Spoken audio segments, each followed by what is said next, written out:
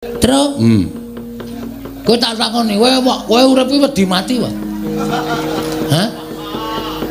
Kowe tak takoni saiki Wangsulana, kowe urip iki wedi mati.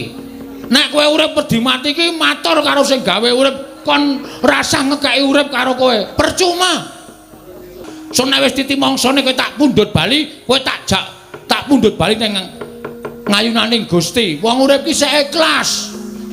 Ngono? Ora sembodo nek nang omah ngeplaki bojone.